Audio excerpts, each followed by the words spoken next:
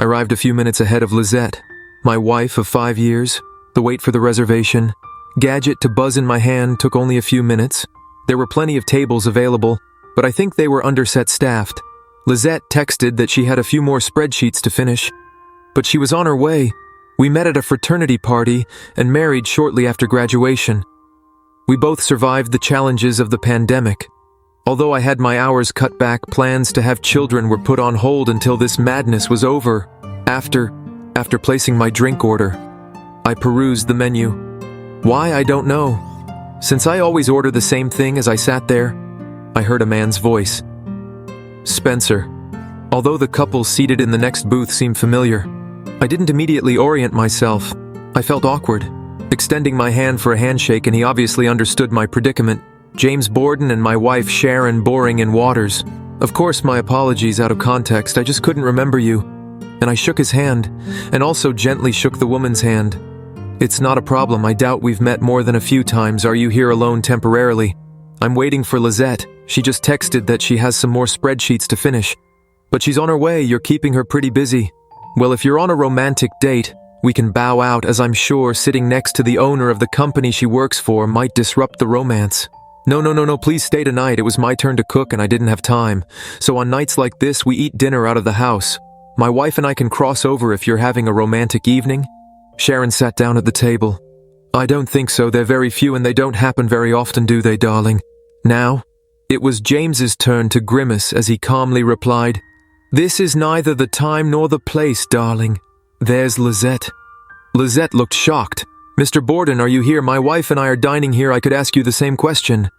Well, I am with my husband Spencer.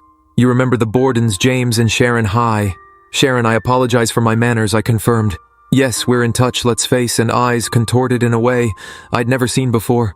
James became curious. So you've been spending time working on spreadsheets? Spencer made it sound like she was working overtime. Now I looked at Lizette curiously. She was clicking her heels like she was trying to get back to Kansas. LTE started to sweat and turned slightly pink. Well, that was an outright lie since I was actually shopping. Lizette slid into our booth and sat across from me. Sharon reached into her bag and pulled out a folder which she held out to James, as James slid the folder towards me. He stared at Lizette. Was that another, what did you call it? Pure lie. He continued. More like you were spreading your legs for Cody Williams, weren't you? LTE, my mind turned into a mishmash of panic, rage, shock, and confusion. I couldn't help myself. What on earth have you been up to? When Lizette tried to stand up, Sharon put her hand on her shoulder, steadying her in her seat. James took a very businesslike tone.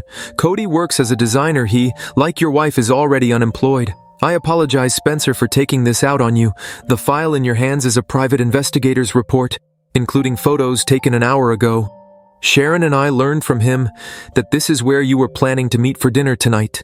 Lizette, I'm very disappointed in this, as I had high hopes for you. However, I can't risk the success of my company on people who can't be trusted. Why don't we order something? Sharon, Spencer, I'll pay for your dinner if you want to eat. I'm turning to James.